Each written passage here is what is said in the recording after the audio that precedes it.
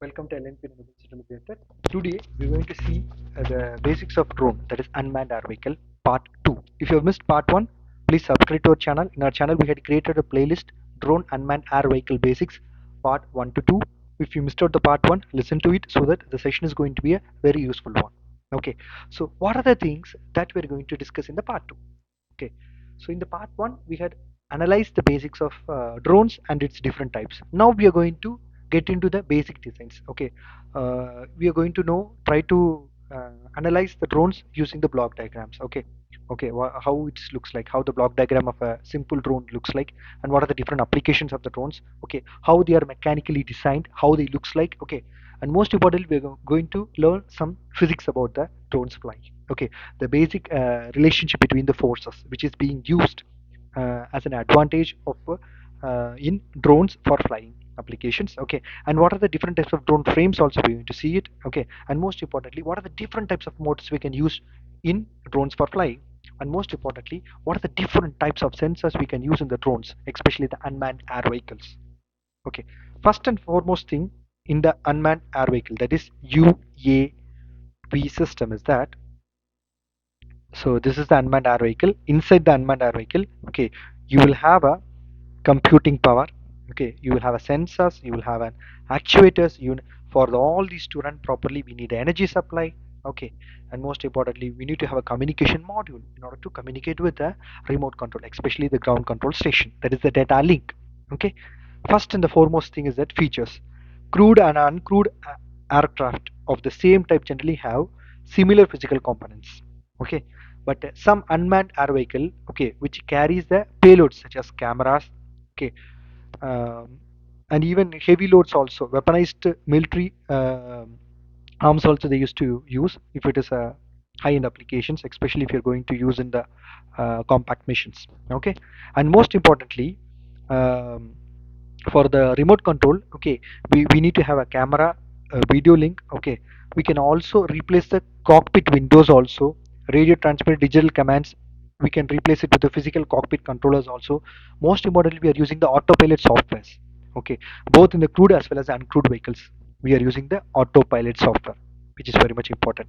Okay, next is that in the unmanned air vehicles, okay, advanced computing technologies will be used. Okay, and most importantly analog controllers will be there, microcontrollers are there. Okay, next is SOC. Already in the first part we have discussed. SOC here refers to the system on chips, and even SBCs we have, that is single board computers also we can use in the unmanned air vehicles. Okay, and most importantly the system hardware for the small unmanned air vehicle will be the flight controller. Okay, and FCB, that is flight controller boards or the autopilot. These flight controller boards we are referring as a autopilot. Okay, next we used to have the sensors, different types of sensors. Okay, in order to analyze the position and the movements, okay, we are using the sensors. Okay, next for degree of freedom is very much important. Okay, so it is the amount and the quality of sensors on the board which is going to define the degree of freedom. Say for example, if the degree of freedom of a drone is 6 DOF, it implies 3-axis gyroscopes and accelerometers. Okay, a typical inertial measurement units. Okay, and if it is a 9 degree of freedom, it refers to IMUs plus compass. Okay, next is if the degree of freedom is 10 DOF, that is 10, it means apart from all the sensors, it used to have the barometers. If the degree of freedom is 11, it usually has the GPS receivers. Okay, next actuators. So actuators is very much important in order for controlling the speed. These are the digital electronic speed controllers. Okay, so we can control the RPM of those motors so that we can control the speed of these propellers. Okay, so in most of the planes and the helicopters we are using the servo motors. Okay, even for carrying over the weapons and payload actuators, even for LEDs and the speakers we are using in um, drones. Okay, next is the softwares. What are the softwares that we are going to use in the drones? That is flight stack or the autopilot softwares we are going to use in the software. Okay, the purpose of the flight stack is to obtain the data from the sensor control meters to ensure the UAV stability and facilitate the ground control and the mission planning and communication. Okay, so these unmanned air vehicles are the real-time sensors that requires rapid response to changing sensor data. So as a result, unmanned air vehicle rely on the single board computers for the computational needs. Okay, examples such as single board computers includes Raspberry Pi, okay, Beagle boards, okay, shielded with Navlo. Okay, these are designed from the scratch, such as NetX, Linux, or of course robotic operating software is also used. Next, what are the different applications? As we all know it, okay, these UAVs are commonly known as drones. Okay, these are very much useful to establish the communication between the ground-based controllers. Okay, and they had a capability to operate with a various degree of autonomy, either under control by the human operators or automatically on board computers. We can also classify the drones based on different categories, especially if you're going to use for the general purpose, or you can use it for the military purpose, you can use it for the industrial purpose, or you can use it for the commercial purpose also. So in the military purpose, the main application is the anti-aircraft target practice, intelligent gathering, and most controversial weapon platforms. Industrial. So in industrial, with the help of the IoTs, okay, we can create a we have numerous applications, especially in the agriculture companies, in order to monitor the lands and the crops. In order to in the energy companies for serving the power lines and operational equipments. Okay, we are using this drones in the commercial. Okay, it is a growing development. Okay, we have a longest, strongest, and fastest and most capable drones on the markets. Okay, so even for the infrastructure industries also, for analyzing the sites, they are using these drones. Okay, next, so this is how the agriculture drones looks like, and these are the commercial drones. Next, we are going to see the mechanical design of it. Okay, so as we told earlier, so it has so many different parts, that is X frame, okay, propellers, okay, and most importantly the CPU and the DB, okay, heat spreaders, air gaps, camera module, okay, enclosure bottom, enclosure top. So these are so many important part. Okay, in this certain parts you can include exclude, but this is the basic. It should be, these parts should be there, the X frame will be there, and the number of propellers or the propeller motors will be different, and the enclosure bottom will be there. Okay, inside the CPU, the power source, okay, the different sort of controllers and the sensor setups will be there. Okay, so based on the different application, either we can add the components in it or we can remove it. Okay, but basic these should be there. Next, first and the foremost thing is that propeller. So it is an angled blade, okay, or we can call it as it will be connected with the shaft of the motors. Okay, so these blades gives the thrust, okay, for the drones to fly high. Okay, next is the propeller motor. See, this propeller motor can be a DC motor. Okay, it has a four corners. Normally we used to fix them with the X frames. Next is the enclosure top. Okay, so it can be a plastic or the fiber mechanical enclosures. Okay, next, most important part, that is the backbone of the drone, will be the X frames. Okay, so we can fix all the other components over these X frames with the fasteners or the ties over it. Next is the enclosure bottom. It can also be a plastic or a fiber based, because it helps to protect the internal components inside it. Okay, the components which being fixed at the bottom will be protected with the help of these enclosure bottoms. Next is the mylar. What is this mylar? It is a form of polyester resin which is used to make the heat resistant plastic films and the sheets.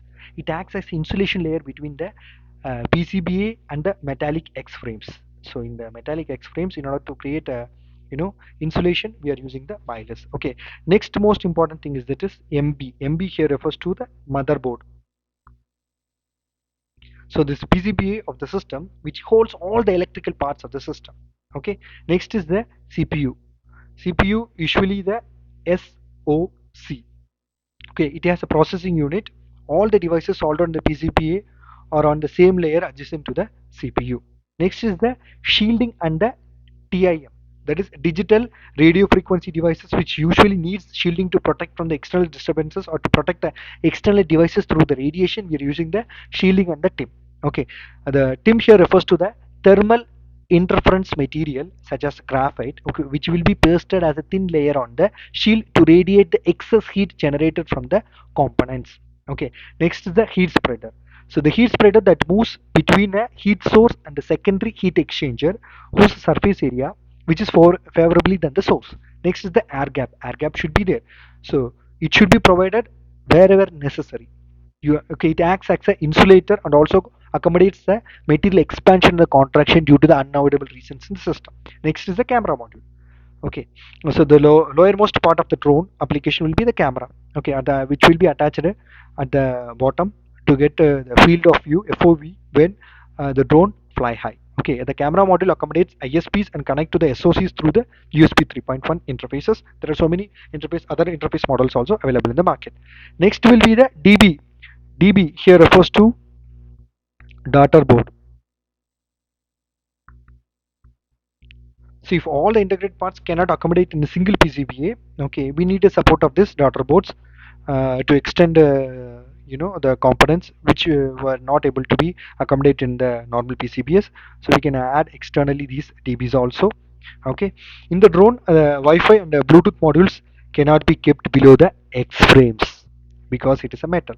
So the X frames might obstruct the signal for the module embedded antennas. Alternatively, what we used to do, the module can be kept in the same PCBA with the external antenna.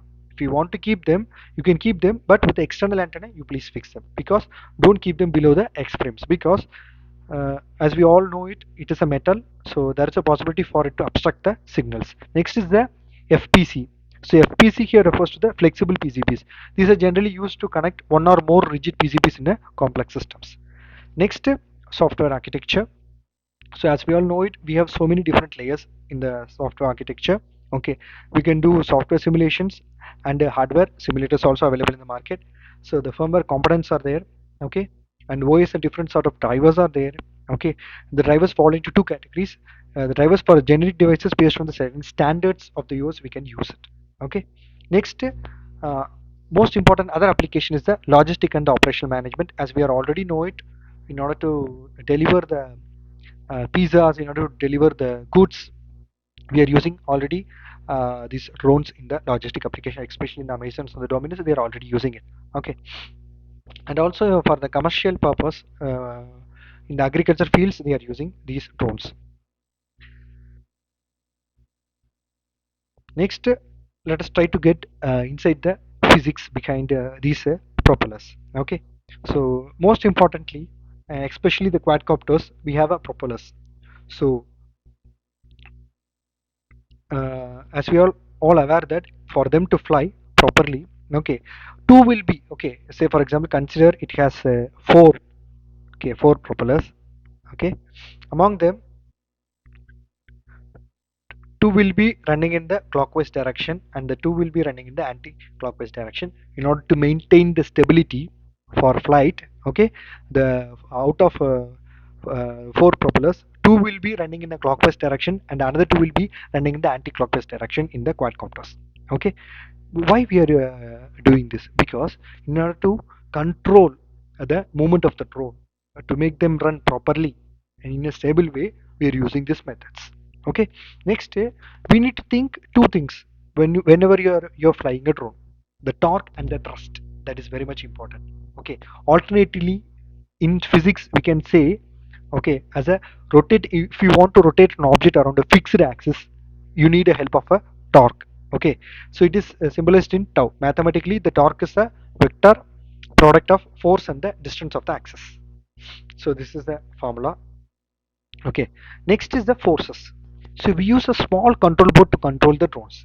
So the control board has few sensors which provides the necessary signals to move the propellers at the proper speed and in the right directions. Okay, inside these control boards there is a gyroscope, accelerometers, which provides the orientation information of the drones. We have the RC receivers which gets a signal from the transmitters and it send it to the microcontroller to control the boards.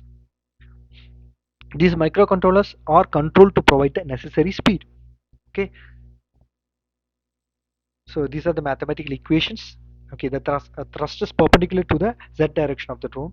Okay, and Ka here refers to the constant. And let's consider if you want to make a movement that is mi, then it should be equal to this. Uh, the distance that you're going to cover, and most importantly the forces that you're going to use. Okay, and most importantly you need to know the relationship between the forces. If you want to make a consider, you have four different forces. Okay, if you want to move it in the x direction, you need one help, and if you want to move it in the y direction, you need one help, and if you want to move it in the z direction, you need a help of forces. So if you want to make a movement, the forces are going to plays a vital role in it. Okay, so we all know it, force is equal to mass into acceleration. If you want to make a linear motion, okay, it means mass and acceleration are going to play a vital role in creating the forces. That is Newton's second law. Okay, and if you want to do the angular motion, okay, you need the help of a torque. So torque is a product of inertia and the acceleration. Okay, so three important actions will be there in the uh, drones. First is the hovering. Okay, second one is a rising or climbing or taking off. Third one is a drop action. Okay, what is this hovering? So according to the hovering concept, okay, the weight of a drone must be equal to the upward forces of all the propellers. Say for example, consider you have a four propellers, one, two, three, four. Consider this as F1, this is F2, and this is F3, and this is F4. Okay, if consider the weight of the drone is mg. Okay, if you want to make this uh, propeller to make this drone to fly, okay, so the forces has to happen, okay, equally so that it can lift them. So it means the weight should be equivalent to the forces of these four propellers. Okay, next thing is that, next most important thing is that in order to fly upward, okay, the force should be greater than the weight of the drone. Say for example, consider this is 10 kg. Consider your drone is 10 kg. Okay, so the forces that you're going to give should be greater than, that is the forces, the four forces, that is F1 plus F2 plus F3 and F4. The four forces should be greater than the should be the four forces should be greater than the 10 kg. If it is less than 10 kg, it won't make a upward movement. It should be greater than the 10 kg. It should be, you know, consider this the 10 kg. So the forces should be greater than the 10 kgs. Okay, how can we achieve it? There is an equation behind it. D is equal to force 1 plus force 2 plus force 3 plus force 4 minus the total weight. So that if you want to make an upward movement with the help of this equation, you can make it. So this is the concept behind the hovering. Next is the rising or climbing or taking off. To fly the drones over the ground. Okay, so if you want to land them, okay, if you want to make a climbing movement, what you used to do? So as we all already told earlier, okay, in order to make a drone to fly, the forces should be greater than the weight. Okay, next for the dropping operation, what should be there? The weight, that is mass, it should be greater than the forces that you are going to give, that is F1, F2, F3 and F. It means forces should be less than, so we took an example of 10 kg, right? So if you want to make them downward movement or dropping movement, the forces should be less. The forces should be less. It means it should be less than 10 kgs. Okay, what is this yaw? Yaw is a movement or a motion of a drone in the XY planes, that is horizontal planes. These are the X axis, consider this is X and this is Y. In order to make these movements and these movements, you need the we are referring as a yaw movement. Okay, it will create the reaction movements. If the sum of all the movement of each propeller is equal to each other, then there is no yaw. It means that if each propeller is equal to others, there will not be any movement. It will be standing like this. Okay, if the movements of all the propellers are same, okay, consider if both these are the four propellers. Okay, the propellers, if the movement of all the four propeller is equal, it will be standing like this. Okay, there will not be any yaw movement, either upward movement or sideward movements won't be there. It will be floating like this if all the forces are same. If we want to push it upward, the forces should be greater than the weight of the drone. So if the forces that we are going to provide is greater than the weight of these drones, it will move upward. Okay, and if you want to make a linear motion, the other properties, other methods that we want to use. Next is the pitch and roll. So this is going to very useful because as we told earlier, so if you consider your propeller has a three blade. Okay, so we have an x-axis, y-axis and the z-axis. So this is going to be z-axis, this is x-axis and this is the y-axis. Okay, so pitch is the rotation of the y-axis. So this is the pitch. Okay, pitch is the rotation of a drone in the y-axis.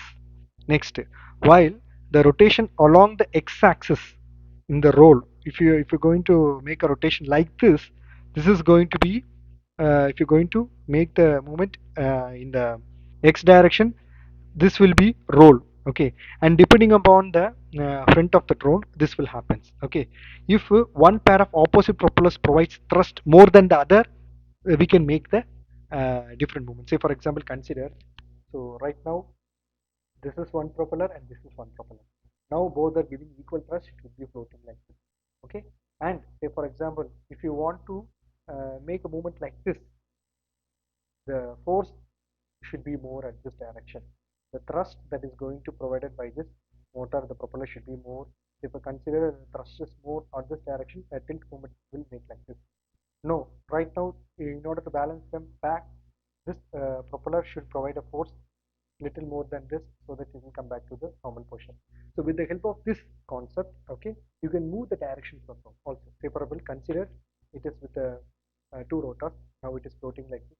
If you want to make a right side movement, the thrust at this side should be more. So if you give a thrust like this, it will move like this and you can change the direction also.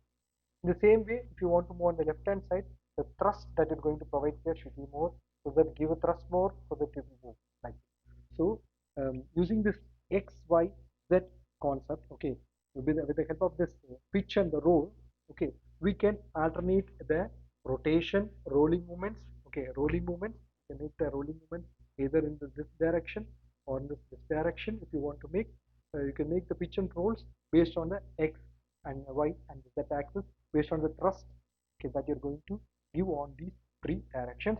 You can alter the movements. If you want to move like this, the thrust that you're going to provide will be more. If you want to move like this, thrust that you're going to move, give on this direction will be more, so that it will move in this direction. So with the help of the pitch and roll concept, you can change the direction of these drones. Okay, next, basically there are different type of frames are available in the market. Okay, if you want to build anything, first you need a frame. Okay, as you can see here, we have so many varieties. Tricopters are there. Okay, quadcopters are there. Okay, octocopters are there. Hexacopters are also there. Okay, based on the number of propellers, we can classify these types. Okay, so there are so many frame accessories are there. Okay, you can dismantle and assemble them properly by purchasing them, either through the designers. You can design and you can just mold it, or you can buy and purchase, assemble on your own. Okay, next, what are the features of the drones? Most importantly, same like PCs, it has an internal. Okay, it can be 32 2 GB RAMs, and camera can be 12 megapixels. Okay, and most importantly, the flash memory should be there. Okay, and most importantly, geotagging, recording, quality, phase detections, okay, audio alerts, loudspeakers, equilibriums, stable systems, neutral stable system control, all these things will be there. Okay, and what are the different types of motors which are used in the drones? There are few types that are used to build the drones. Okay, basically, we can use BLDC motors, that is brushless DC motors, because these are very much cheap, lightweight, small, and powerful motors. Okay, next, for the small roads, we do not use BLDC, but instead we use the DC geared motors for the small roads. Okay, next, speed controllers. So you cannot control the speed of a motor of your drone unless you use the speed controller, because these are the speed controllers like a VFDs that we used to use in the industry. We have a speed controllers. With the help of them, we can increase or decrease the speed of a drone. If you want to move them forward or backward, left or the right, you need the help of these devices. Okay. And most importantly, power source is very much important. It can be a battery, or you can provide the power distribution board. Okay. So as we told earlier, we have an input, we used to have a sensor, we used to have a signal conditioning unit, and we can provide the required output that we want to produce. There are different types of sensors which is available in the market. Light sensors, temperature sensors, pressure sensors, position sensors, Hall effect sensors, okay, ultrasonic sensor, touch sensor, PIR sensor, tilt sensor, gas detection sensor. So what is this accelerometer? It is a sensor which can sense the tilt, okay, which are used to measure the tilt movement, okay, in a particular direction. So it works on the concept of piezoelectric crystal. So consider this is a crystal, okay, the pressure is moved, okay, and over this piezoelectric crystal, it will provide an electrical output, okay, based on the thrust pressure which is being acted over this crystal. Based on the pressure, it will produce the required output. Okay, so with the help of this, we can precisely find out the exact position with respect to the x, y, and z axis.